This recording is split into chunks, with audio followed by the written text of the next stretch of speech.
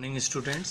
इस वीडियो में हम कवर करेंगे class 9 chapter first exercise 1.3 question number 6। Question number 6 है आपको look at several examples of rational number. मतलब आपको क्या करना है, रेशनल नंबर के कुछ ऐसे सेवरल एग्जांपल लेना है स्टूडेंट आपको, और क्या बताना है in the form P by Q, जिसको किस फॉर्म में, वो पी बाई क्यू के फॉर्म में, where P and Q are integers with no common factor other than 1। मतलब ऐसे दो नंबर लेना है जिनका कॉमन फैक्टर क्या हो, अदर देन 1 हो। दैट मीन्स 1 के अदर देन नहीं होना चाहिए। मतलब आपको बोला है नॉट अदर देन 1, मतलब 1 ही उनका कॉमन फैक्टर होना चाहिए। तो अभी मैं बताता हूँ आपको कि 1 कॉमन फैक्टर कैसे होता है। And having terminating decimal representation, और उनका रिप्रेजेंटेशन क्या होना चाहिए, टर्मिनेटिंग डेसिमल रिप्रेजेंटेशन होना चाहिए। Can you guess what property of Q must satisfy. तो आपको ये बताना है कि क्यू की क्या प्रॉपर्टी होगी जो उसको सेटिस्फाई करेगी। तो हम देखते हैं इसको। एक्चुअली क्वेश्चंस स्टूडेंट अगर आप क्लास 10th में जाएंगे तो इसका पूरा डिटेल आप वहाँ पर पढ़ेंगे कि क्या नेचर या क्या प्रॉपर्टी होना चाहिए क्यू की। तो उसका नेचर आपका हो जाएगा टर्मिनेटिंग डेसिमल एक्सपांशन वाला। तो हम सबसे पहले कुछ सेवरल एग्जांपल देख लेते हैं, और आपको जो मैंने बताया कि कॉमन जो है वो अदर देन क्या होना नहीं होना चाहिए 1। तो ऐसे आपको नंबर लेना है रेशनल नंबर। जैसे मैंने ले लिया 1/2, क्या नंबर ले लिया 1/2। तो अब 1/2 है तो इनका कॉमन फैक्टर क्या है, केवल 1 है। देखो कैसे है, क्योंकि 1 की टेबल में 1 आता है, 1 की टेबल में क्या आता है 2 आता है। अब जैसे मैंने लिया 5/10, तो 5/10 क्या होता है स्टूडेंट, 5 की टेबल में दोनों आ रहे हैं, 5 1 जा 5, 5 2 जा 10। ठीक है, तो 5 की टेबल में दोनों आ रहे हैं तो इनका कॉमन फैक्टर 1 तो हो नहीं सकता है। तो ऐसे नंबर लेना है आपको जिसका कॉमन फैक्टर क्या हो, केवल 1, या ऐसे दो नंबर लेना है जो केवल और केवल 1 की टेबल में आते हो। जैसे 1/2, 2/3 ले सकते हैं। अब 2/3 क्या हो गया स्टूडेंट, आपका केवल और केवल किसकी टेबल में आ रहे हैं, ओनली एंड ओनली 1 की टेबल में आते। क्या ऐसा होता है कि 2 की टेबल में 3 आए या 3 की टेबल में 2 आए, तो ऐसा नहीं हो सकता। तो क्या नंबर हो गया, ये नंबर भी वही नंबर हुआ ना जो केवल 1 की टेबल में आ रहा है। तो ऐसे हमको नंबर लेना है जो ओनली ऑन 1 की टेबल में आते हो। ऐसे जैसे हो सकता है 3/2 ले सकते हैं, तो 3/2 क्या होगा, केवल 1 की टेबल में आ सकता है। या आप और भी ऐसे एग्जाम्पल हो सकते हैं, जैसे आपको अगर एग्जाम्पल लेना है 7/8 ले लें। ठीक है, तो 7/8 भी क्या है, क्या दोनों किसी की टेबल में आते, नहीं आते ना, केवल किसकी टेबल में आ रहे, 1 की टेबल में आ रहे। तो ऐसे नंबर्स जो केवल 1 की टेबल में आते हैं सबसे पहले तो आपको वो लेना है। वो नंबर लेने के बाद इनका डेसिमल एक्सपांशन आपको चेक करना है। क्या चेक करना है, डेसिमल एक्सपांशन। तो हम इसका डेसिमल एक्सपांशन क्या कर लेते हैं, चेक कर लेते हैं।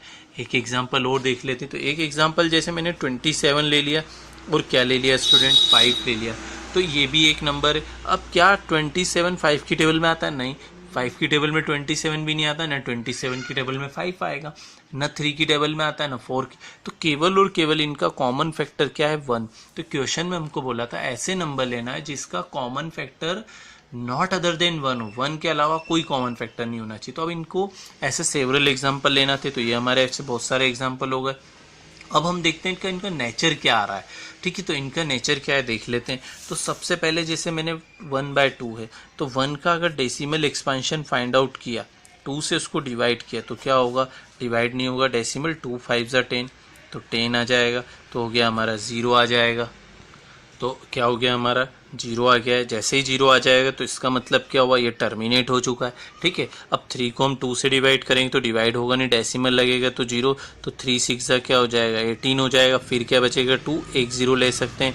तो 6 6 6 आने लग गया है, मतलब रिपीट होने लग गया है, लेकिन क्या हुआ है, हमारा टर्मिनेट नहीं हुआ है। ठीक है, अब हम एक और एग्जाम्पल जैसे 3/2 लेते हैं।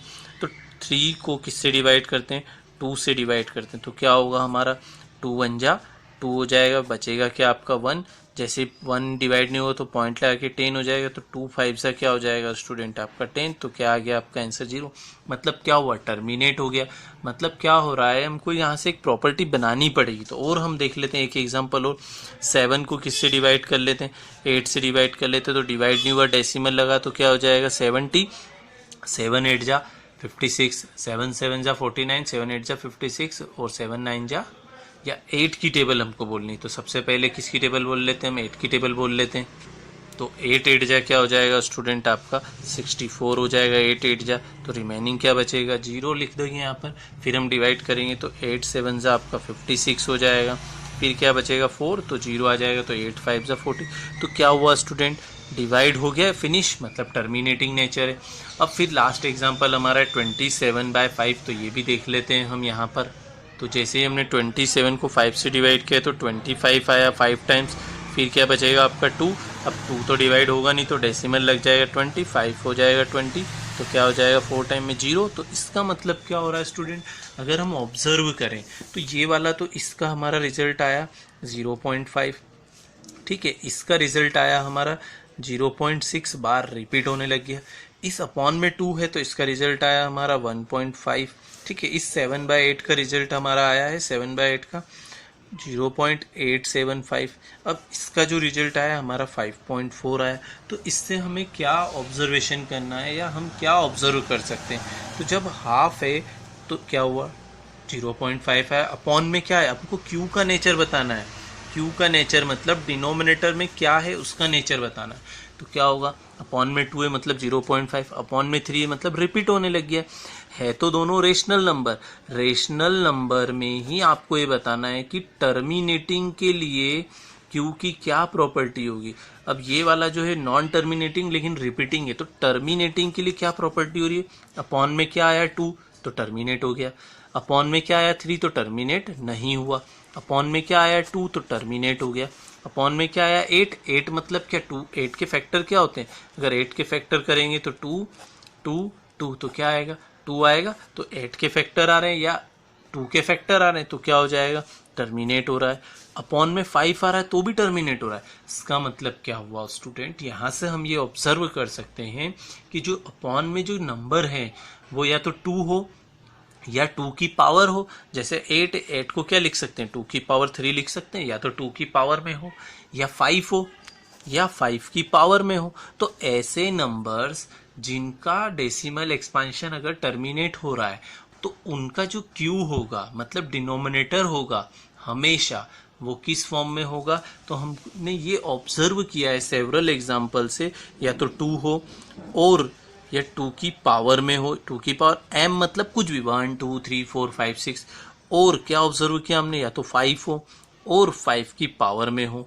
ये हमने क्या किया है ऑब्जर्व किया। तो हमने क्या ऑब्जर्व किया है सेवरल एग्जाम्पल से, जो क्यू है क्यू किस फॉर्म में होगा, या तो 2 हो या 2 की कुछ भी पावर हो सकती है, या 5 हो या 5 की पावर हो सकती है, या दोनों आ जाए। दोनों आ जाए मतलब 2 की पावर कुछ भी आ जाए मल्टीप्लाई में 5 की पावर कुछ भी आ जाए। तो आपका ये जो क्वेश्चन है क्लास 10th के बेसिस पर है, तो क्लास 10th में आप ये डिटेल में पढ़ेंगे, ठीक है।